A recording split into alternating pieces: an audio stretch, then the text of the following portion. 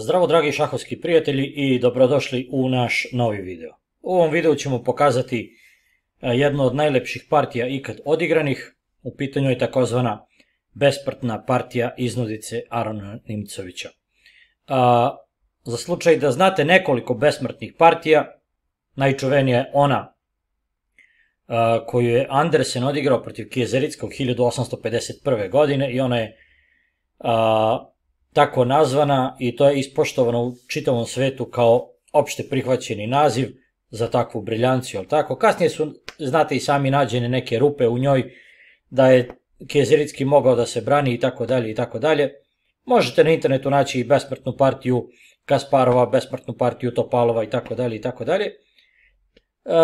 Međutim, kada je u pitanju besmrtna partija Arona Nimcovića, ne navodi se neka partija gde je on previše toga žrtvovao, šta ja znam, on jednostavno nije ni bio takav igrač, jer je imao totalno drugačiji stil kojim je davio i pritiskao protivnika ostavljajući bez korisnih poteza. Zato njegovom besmrtnom partijom se naziva ova besmrtna partija i dodati je epitet iznudice jer je nakon samo 20 poteza ostavio protivnika u poziciji sa skoro svim figurama i pešacima na tabli gde nema šta da povuče. Pogledajte šta se desilo u ovoj partiji, fenomenalna partija. Protivnik je bio Friedrich Semiš, veoma talentovani nemački šahista u periodu između dva svetska rata. Međutim, Semiš je kao ni sa kim drugim imao velikih problema sa Nimcovićem iz ne znam kog razloga. Naviću samo da je skor belim figurama protiv Nimcovića imao jednu pobedu, 5 poraza bez remija. Također Nimcović je bio jako uspešan protiv njega belim figurama, ali pogledajmo sada ovu partiju gde je Semiš ipak vodio bele figure. D4 skakač F6 i nakon C4 Nimcović bira E6 i B6. Znači svoj patent, ovog puta beli ne igra skakač C3 da da mogućnost crnome da igra Nimcović u indiku, zato crni igra B6 i opredeljuje se za daminu indijsku odbranu sa sličnom postavom kao u Nimco-indijskoj odbrani.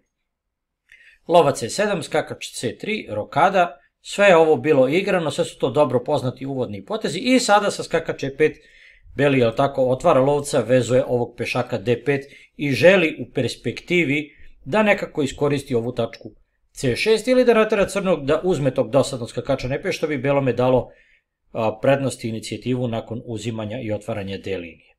Crni igra C6 i sada vidimo da beli igra CD5, ovo je apsolutno, ja moram reći, bez veze, jer samo što je crni zatvorio svog lovca, beli mu daje vazduh.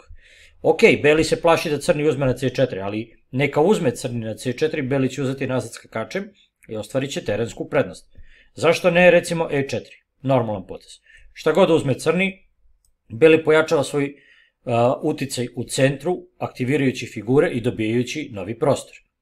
Uzme li crni na E4, na C4 umjesto na E4, još gore, jer sada ovaj pešak E4 zajedno s ovim pešakom i zajedno sa ovim nastupajućim potencijalno pešakom F4 može stvoriti belom dobre preduslove za napad na kraljevom krilu. Međutim, nakon CD5 crni uzima CD5, da li je Semiš čuo hvala od Arona Nimcovića, ovaj mu se sa punim pravom mogu i zahvaliti, jer sada vidimo da je ovaj lovac malo prodisao i vidjet ćemo kakva je velika karijera namenjena tom lovcu. Ujedno, ova partija je jako poučna da vidite šta se desi kada igrate bez plana. Znači, napravite plan, sledite ga, sve i da je loš, nema nikakve veze, to je apsolutno bolje nego igrati bez plana. Pogledajte sada. Semiš nekako razvija svoje figure, nakon izvesnog momenta on se gubi i ostaje bez plana i kreće panično sa povlačenjem dajući crnom furiozan kontranapad. Lovac F4 i vidimo da crni sada mogao je da igra skakač Fd7, da iztisne tog skakača, međutim on to nije igrao, on je igrao A6 sa idejom da zahvati malo prostor na daminom krilu sa B5 i ujedno spreči ovako neke upade belog sa skakač B5. Top C1, malo, kako da kažem, akademski potez, šablonski potez koji se igra automatski da se top stavi na otvorenu liniju, međutim ovdje je verovatno bilo bolje da beli se odmah suprotstavi tom nastupanju crnog i da odigra A4. To je bilo sugerisano kasnije od strane savremenika kao jedan od uzročnika poraza, međutim ok, suviše rano je reći da je beli bilo šta pogrešio, samo je možda previše šablonski igrao i dao crnome mogućnost da se bori za inicijativu. Crni naravno koristi šansu i on igra B5. Dama B3, ovo je već bez veze. Šta dama tu radi? Znači, beli hoće sada da minira sa A4, ali on prosto neće stići to da odigra. Jer pogledajte, nakon dama B3, crni ima skakač C6, što je on i odigrao.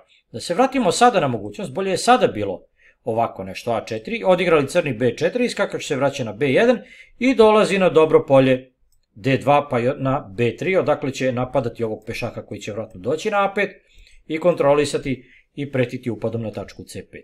Patent iz mnogih Petrosjanovih partija.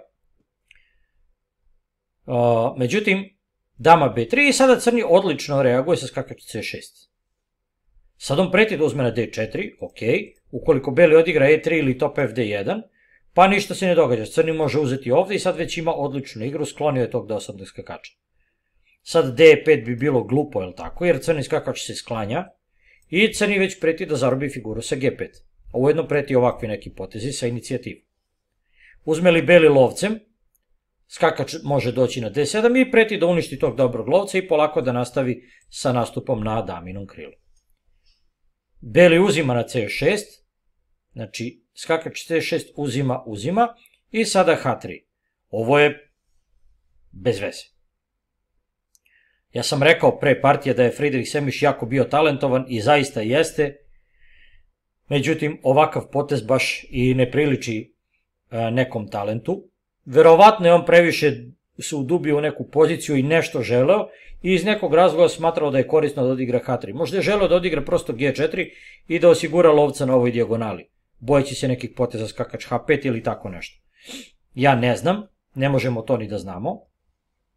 Međutim, on je imao jednu logičku mogućnost. Ovde pogledajte, lovac na C6 je sad nebranjen. Beli treba nekako odskočiti tim skakačem, da nekako dostavi taj napad na lovca na C6 i on je imao ovde mogućnost sa skakač E4 da odigra to sa napadom. Sklonili crni lovca, to bi bilo naravno užasno, jer nakon skakač C5 beli ulazi u rupu. Ukoliko crni ne želi da ga trpi, pa sada će imati sva slaba ova crna polja. Beli se već udvojio na liniji, ovaj lovac teroriše crnog i beli ovde nadmoćen. Nakon skakač E4 uzme li crni top C6, sada vidimo da beli je spreman da se duplira. Ovaj pešak pada, međutim beli ima odličnu kontra igru u zamenu za to, znači ovo može da usledi i nakon lovac G5 vidimo da beli preti da uzme, pa da uzme na E4, to zapravo crni ne može ni da spreči i ostala bi belom mali inicijative, međutim crni bi zbog razmobenih lovaca imao poprilične šanse da bez problema privede partiju remiju. Međutim, nakon H3 problem je što sad crni ima inicijativu. Dama D7 i vidimo da je već prošao voz. Sad je lovac branjen, skakač E4 ne ide. Nakon kralj H2, ja nemam komentar na ovo, ne znam zaista šta je plan.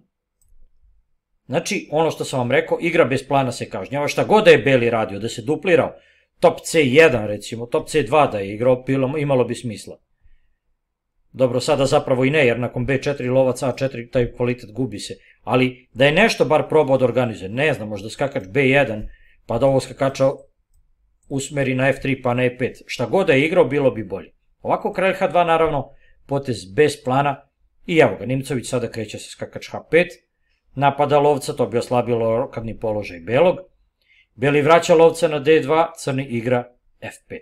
Znači, beli više nikad neće moći da odigra E4. Šta više, on mora da pazi sa ovakvim nastupom F4, koji bi razrušio rokadni štit belog kralja. Dama D1. Beli opet se povlači. Odigrao je dva poteza H3 i kralj H2, da ne uradi ništa, da dozvoli protivniku da preti da mu oslabi rokadu. Povukao je lovca nazad, sad povlači damu nazad, nakon B4 povlači skakača nazad i vidite sad, ovaj lovac nema neko dobro polje, on guši skakača, guši damu, dama guši topa koji bi došao rado na C liniju posle nekog udvajanja i vidimo da je ovde beli u ogromnom problemu. Crni je sad mogao sa lovac A4, verovatno najfinijim potezom koji ima na raspolaganju, da izazove B3 i još više da umrtvi te bele figure.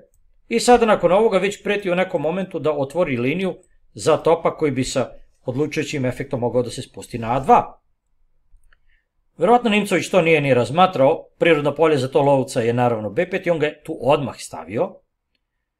Top G1, Da li beli hoće da otvara G liniju, ja ne znam, ili želi da bude pripravan ako crni odigra F4 da uzme Gf pa da otvori G liniju sa napadom, ne znam, ali znam da napada nema i znam da crni dosledno priprema to F4. Evo ga, sad pojačava i lovca, znači na ovoj dijagonali se nalazi beli kralj, crni hoće sa F4 da napada na kralja. Nakon F4 ukoliko beli odigra G4 pa sledi otvoreni šah i beli bi bio prinuđen da preda. Zato crni pojačava pretnju F4 i sada ključan potez, ključna greška belog, kardinalna greška, igrajući F4, on je mogao nešto još da proba da organizuje, naravno crni bi vratio skakača i pretio upadom na E4 i naravno ovim nastupanjem sa A5, A4 da dođe do inicijative na daminom krilu, međutim, znate i sami, nebrojeno puta ste i sami to videli gledajući razne partije, možda i sami ste činili to, možda su to činili vaši protivnici, jedna greška za sobom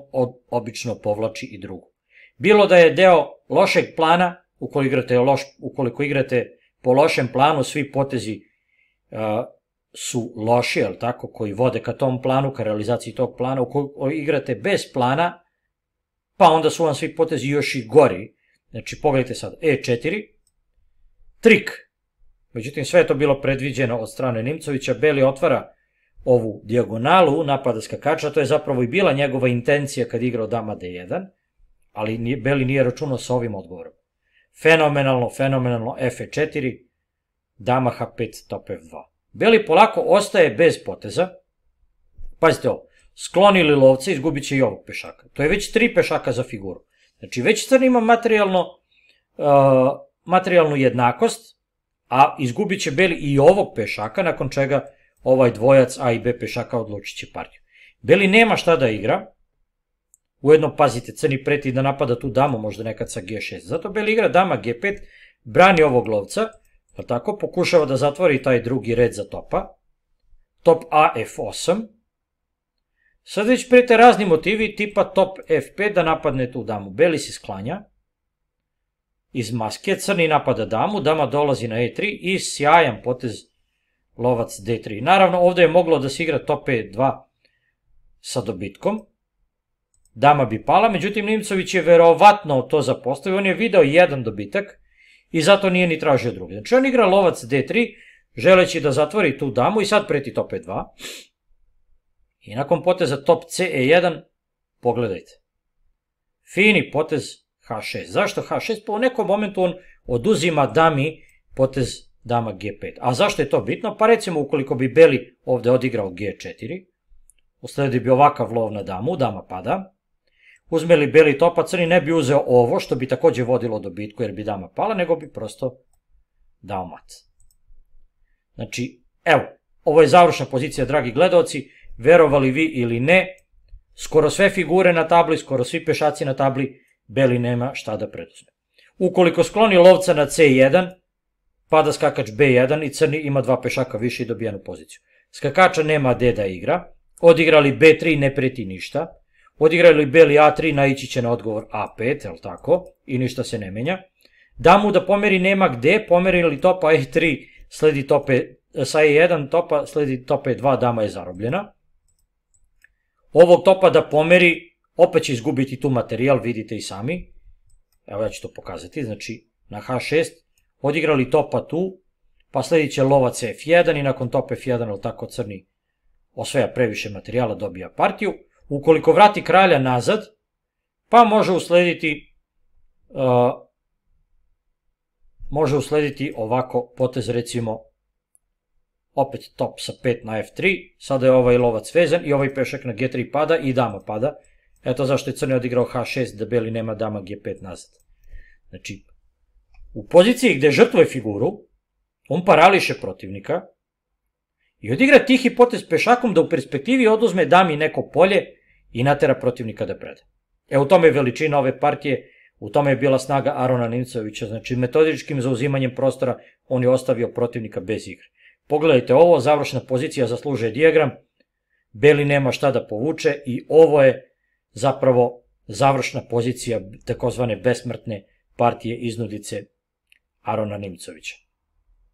Lično, moja malenkost mnogo više uživa u ovoj partiji nego u drugim besmrtnim partijama gde se žrtvuju figure radi nekih matova, jer zapravo ovakve žrtve figura koje vode patu protivničke armije su daleko ređe i samim tim daleko dragocenije i lepše. Ja vama, dragi gledalci, želim dosta ovakvih pobjeda, iskoristite nekako saznanja iz ove partije, ograničavajte mogućnosti protivnika, pojačavajte i povećavajte broj svojih mogućnosti i uživajte u šahu kao što je nesumnjivo Nimcović uživao pobeđujući na ovakav način. Vidimo se uskoro sa novim primerima i do tada srdačan pozdrav.